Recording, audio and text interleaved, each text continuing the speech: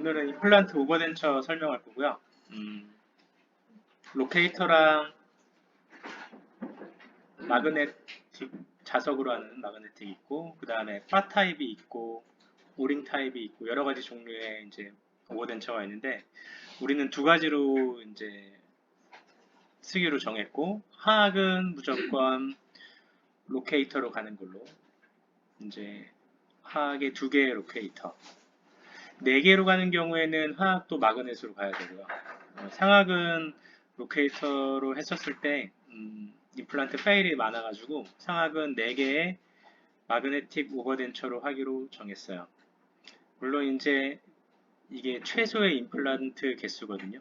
조금 임플란트를 늘리게 되면 굳이 오버덴처로 가지 않고 풀 픽스드로 가는 게 조금 더 환자가 편하고 함몰된 지 오래돼 갖고 임플란트 자체를 심을 수 없거나 또는 상악 치조골이 흡수가 돼서 입술이 너무 꺼져 있어가지고 임플란트만으로는 입술의 지지를 얻지 못하는 경우에는 무조건 덴처로 가야 되는 거고 그런 사람들 같은 경우에는 그냥 풀덴처를 했었을 때 어차피 유지가 나오지 않아가지고 어, 마그넷이나 로케이터로 이제 어, 유지를 좀 늘려줄 수 있는 그런 방법을 택할 경우에 이제 오버덴처를 쓰는 거죠.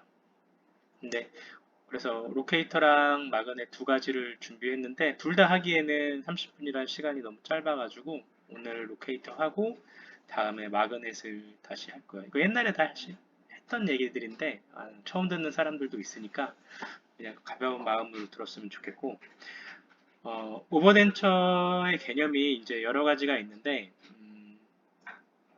기본적으로는 풀덴처를 하고 나서 풀덴처의 유지가 부족한 사람의 유지를 늘려주기 위한 유지라는 게 뭐냐면 필리가 치조제 잇몸으로부터 탈락하려고 하는 것을 유지라고 표현하고 탈락하는 걸 막는 것을 유지라고 표현하고 어, 리텐션이죠 영어로 풀덴처를 한 사람 중에 유지가 부족한 사람한테 유지력을 늘려주기 위해서 이제 부가적인 이런 장치들을 넣는 거죠. 단추 형태로 된 거를 이제 스터드 타입이라고 보통 표현하는데 로케이터 같은 경우에는 볼록 튀어나와 있는 이런 대표적인 스터드 타입의 어태치먼트 하나고 마그넷은 이제 비슷하죠. 서로 묶은 게 아니니까 묶은 거를 이제 바 타입이라고 그러고 묶지 않은 걸 이제 스터드 타입이라고 표현한다면 마그넷 역시 서로 묶여 있지 않으니까 스터드 타입의 오버덴처가 되는 거죠. 개념적으로는 이제 이 정도 왜 하는지 그리고 당연히 임플란트 개수가 하악 같은 경우에 2개보다는 4개가 낫고 4개보다는 6개가 나을 거고 상악도 마찬가지로 4개보다는 6개가 나을 거고 6개보다는 8개가 나을 거고 이제 개수가 늘어갈수록 유지력이 좋아지지만 그렇게 됐었을 때는 굳이 오버덴처로 가지 않아도 되는 이제 이유 때문에 기본적으로 하악은 2개, 상악은 4개 요걸 기본으로 간다. 근데 상악 같은 경우에는 논문도 그렇고 페일률도 사실 좀 많아요.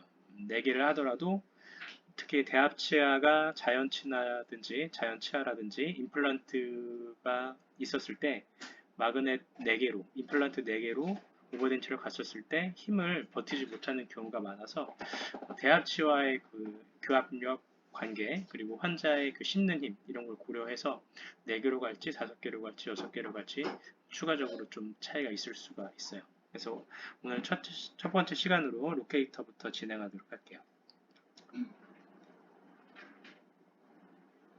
먼저 동영상으로 한번 볼게요. 유튜브에 나와 있는 그냥 로케이터 회사에서 만든 동영상이고요.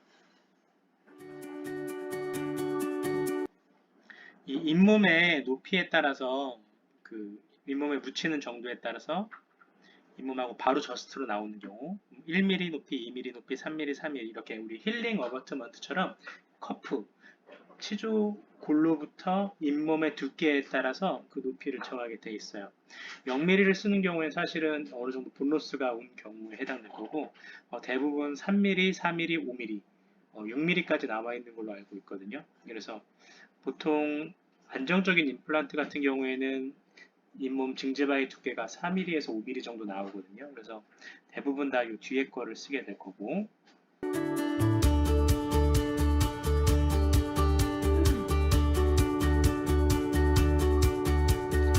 이제 잇몸의 높이를 재겠죠. 임플란트 플랫폼 탑에서부터 잇몸의 제일 높은 데까지의 높이를 커프라고 표현하거든요. 그래서 커프 하이트에 따라서 다양한 높이의 로케이터를 선택을 한 다음에 그걸 끼웠을 때, 그렇다면 잇몸 위로 로케이터가 나와 있는 높이는 결국에는 여기서부터 여기까지의 높이인 1.5mm는 최소한 나와줘야 된다는 거죠. 그래서 우리가 로케이터를 꼈었을 때 잇몸 위로부터 2mm 정도 올라와 있는 그런 로케이터를 선택하면 돼요. 여기에 덴처 안에 로케이터에 메일 파트가 끼워져 있는 상태에서 딸깍하고 걸리는 그런 형태거든요. 보통 튀어나와 있는 부분을 보통 이제 메일이라고 표현하고 들어가 있는 부분을 피메일 파트라고 보통 표현하는데, 로케이터 같은 경우에는 얘가 튀어나와 있음에도 불구하고 잡아주는 역할을 하는 게 메일 파트 덴처에 들어가거든요. 그래서 여기가 이제 메일, 이게 피메일이 되는 거죠. 어떻게 보면.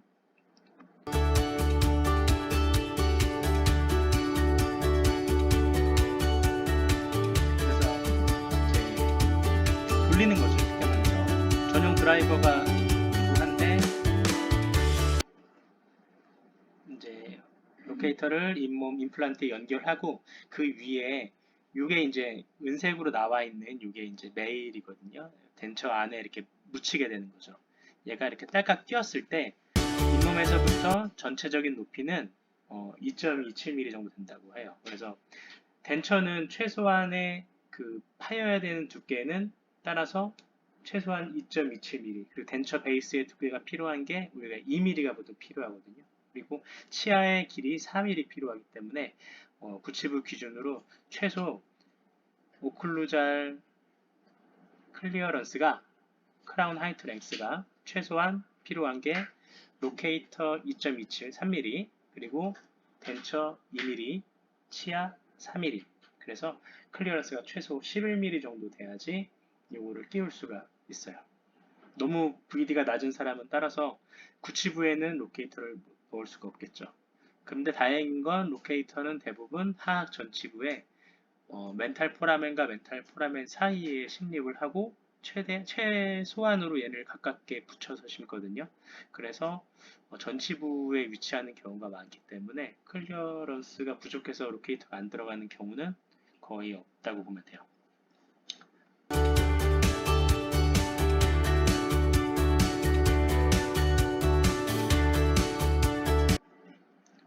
여기보다 로케이터를 심을 때는 훨씬 더 앞쪽에 심어요.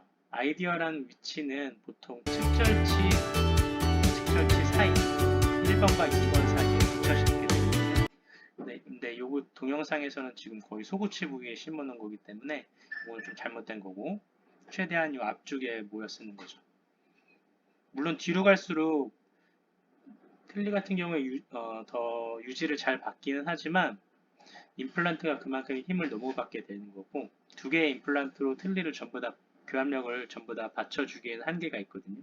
그래서 잇몸에서도 지지를 얻어야 되기 때문에 임플란트를 이 앞쪽 1, 2번 사이에다가 두 개를 이렇게 심는 게 보통 일반적인 방법이에요. 그래서 기존에 이제 임플란트가 단단하게 굳으면 지금 힐링이 달려 있거든요. 힐링을 제거를 하고 로케이터를 연결하는 이 드라이버가 있어요. 로케이터 코어 툴이라고 이제 여기 써 있는데, 얘는 이제 메일 파트를 뺐다 꼈다 할 때 쓰는 거고, 메일이라는 건 아까도 말했지만 틀니에 묻히는 부분이거든요. 손으로 잡기가 되게 어렵기 때문에 걔를 잡아줄 수 있는, 그리고 걔에 들어가 있는 고무 패킹을 뺐다 꼈다 할 수 있는 그런 드라이버 툴이라고 합니다.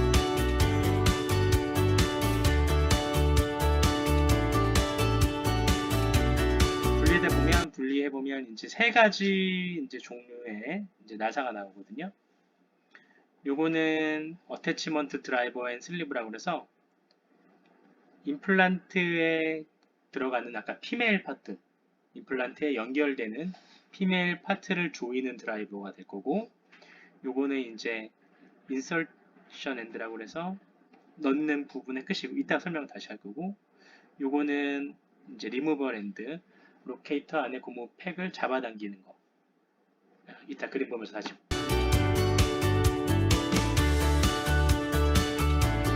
이렇게 생긴 이제 인설션 엔드는 이렇게 삼각형 형태로 생겼고,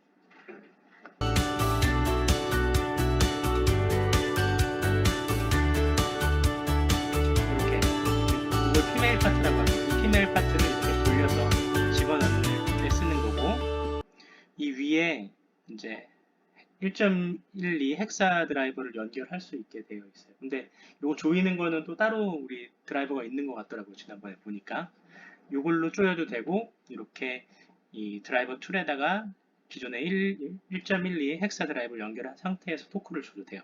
어쨌든 이 노란색 핸드 드라이버가 PBL 파트를 임플란트에 연결할 때 쓰고, 얘를 연결하는 힘은 보통 25에서 30N, 제조사에서는 30N을 이제 얘기하는데, 미니 임플란트라든지 조금 고정력이 좀 애매한 경우에는 좀 5N 정도 줄이거든요. 그래서 25N에서 30N 사이로 조이게 될 거고, 그건 손으로 조일 수 없으니까 당연히 렌치나 토크 드라이버를 써야 되겠죠. 여기서는 30N 조이라고 나와요. 이렇게 손으로 먼저 피메일 파트를 연결하고, 이렇게 렌치를 연결해서 30N을 주거나, 또는 이렇게 전용 드라이버, 토크 렌치에 연결되는 드라이버가 있어요. 이걸 LDD 이렇게 표현하는 거고요. 연결을 하면 30N으로 임플란트에 단단하게 이제 연결이 될 거고, 잇몸으로부터 나와 있는 높이 아까 몇 밀리라고 했죠? 네? 1.25mm가 나와 있었나? 1.5mm? 1.5인데 1.5를 맞출 수 없고 그거보다 좀 더 위로 나와야 되겠죠. 그래서 왜냐면 메일 파트가 피메일에 이렇게 잡아 들어가는 이 높이까지 계산을 해야 되니까 안정적으로 2mm 있다라고 그냥 외우면 돼요. 그래서 2mm 올라가는 걸 선택을 한 다음에 이렇게 띄워놓고, 만약에 넣는데 너무 튀어나가면 좀 안 돼요. 힘을 많이 받아서. 요거는 이제 그 임플란트랑 임플란트의 패스가 어느 정도 틀어져 있는지 각도를 보는 건데, 웬만하면 수술할 때 오버덴처를 할 때는 패스를 웬만하면 맞추고, 수술하는 사람이 15도에서 20도 사이에 맞추기 때문에 각도는 따로 안 잡히고, 이 파란색과 빨간색과 흰색 세 가지 형태의 로케이터 이제 메일이 있는데, 이게 뭐냐면 아까 그 은색 하우징 안에 들어가는 고무 팩이에요. 이게 이제 탄성이 있게 될 거고, 그 로케이터에 딸깍하고 들어가서 끼워지는 거거든요. 이제 파란색이 제일 먼저 우리가 끼워 넣는 거, 유지력을 최소한으로 해주고, 그 다음에 이게 너무 헐겁다 그러면 빨간색, 그 다음에 하얀색, 이런 식으로 끼워 넣는 거죠. 요거는 익스텐디드 레인지라고 해서 신형으로 새로 나왔는데, 요거는 임플란트의 각도가 조금 더 다이버전트하게 이렇게 벌어졌을 경우에 로케이터가 들어갈 때 잘 안 들어가고 찌그러지기 때문에 좀 더 유동성 있게 들어갈 수 있게 여기가 좀 넓어진 그런 형태예요.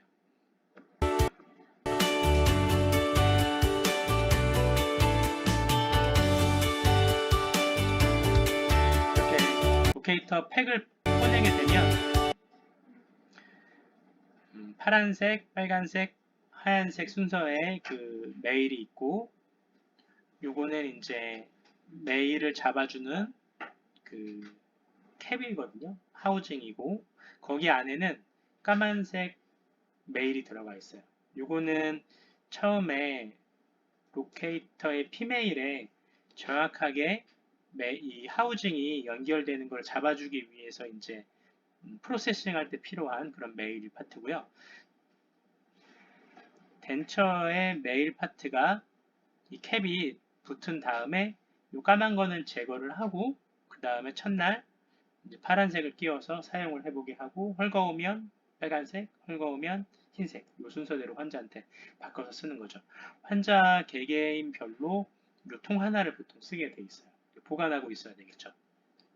그 다음에 요 블락아웃 스페이서는 이제 프로세스 할 때 나오겠지만 레진이 피메일 파트 밑으로 들어가서 덴처가 안 빠지는 걸 막기 위한 언더컷을 이제 막아주는 그런 스페이서, 이렇게 5가지가 한 팩에 이렇게 들어있어요. 이거 사용하는 방법부터 다시 나올게요.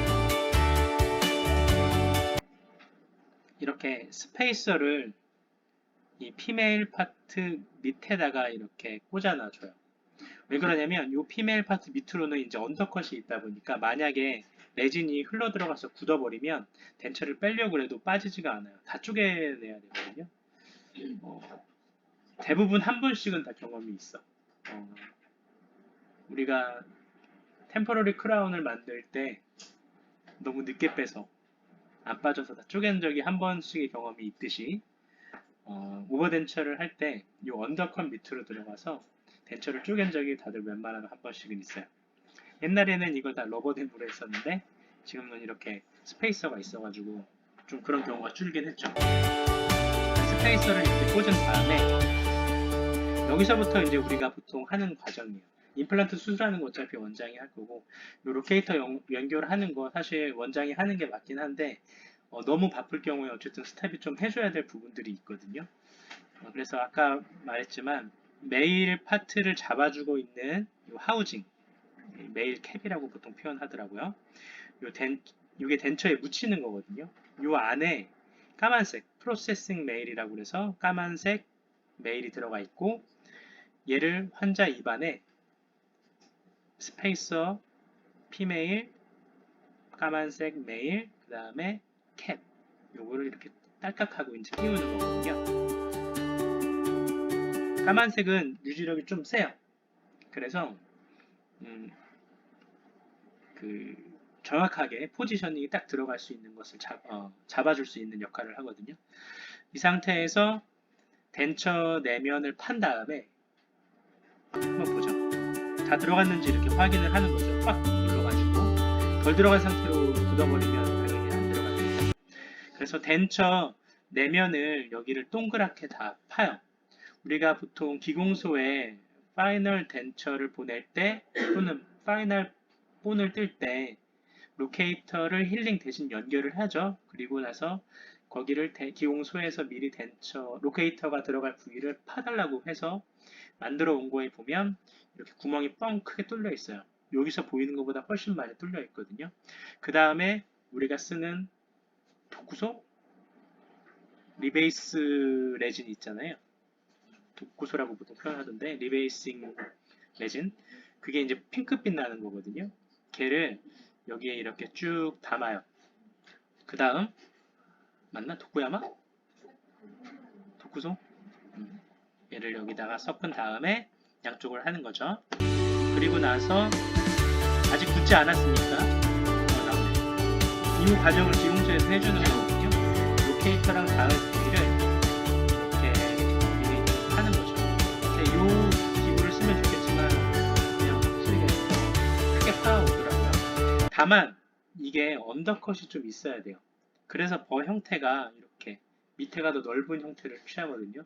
언더컷이 없어버리면 레진이 그냥 탈락하는 경우도 있거든요. 그래서 기공소가 파 왔는데 언더컷이 없으면 우리가 거기를 330이나 그 덴처버로 언더컷을 만들어 줘야 돼요.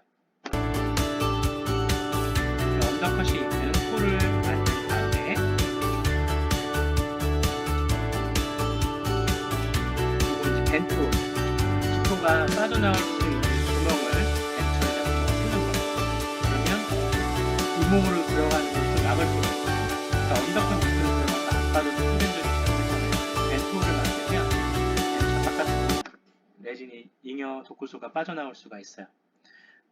로케이터에도 이렇게 바르기도 하고, 리베이스를 깐 다음에 이렇게 환자 입안에 넣고 세게 말고 가볍게 누르라고 한 다음에 이 상태에서 부시는 거예요. 독구소가 부는 시간 7분 정도 걸립니다. 7분 정도 부시고 나서 그 다음에 얘를 빼내게 되면 아까 이 언더컷을 막고 있는 이 스페이서 남아 있을 거고, 물론 딸려 나오는 경우도 가끔 있고요. 그 다음에 아까 메일 캡 있고 까만색 메일 프로세싱 메일까지 덴처에 묻힌 상태로 딸려 나오게 돼 있어요.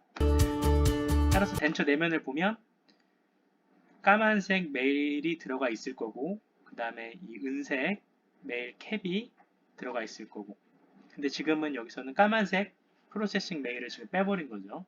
그리고 나서 여분의 틈새에 이제 공간을 세균이 자랄 수 있으니까 거기를 다시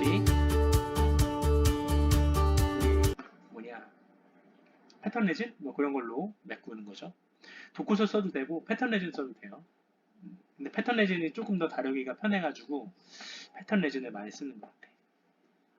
그리고 나서 매끈하게 폴리싱을 해주면, 그리고 아까 벤트홀로 잉여의 레진 바깥으로 빠져나온 부분 역시 매끈하게 다듬어주고, 여기서는 뭐 전용 드라이버라든가 전용 이런 폴리싱 휠들이 다 있는데 굳이 이런 것까지 필요 없어요.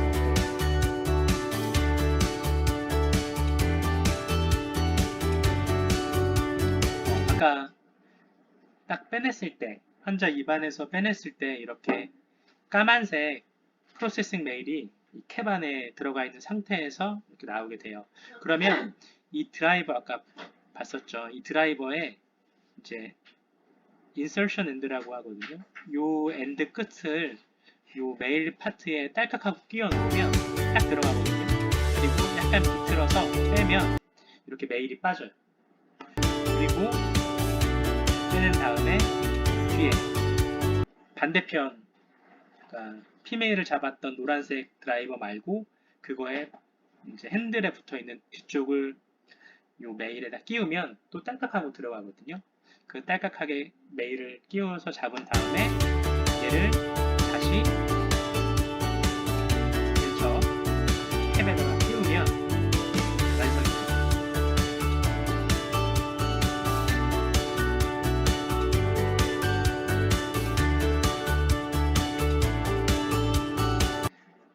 환자한테 어떻게 덴처를 빼고 끼우는지 교육을 해줘라. 만약에 유지력이 만족하지 않는다면 다음 단계 레벨의 메일로 교체를 해라.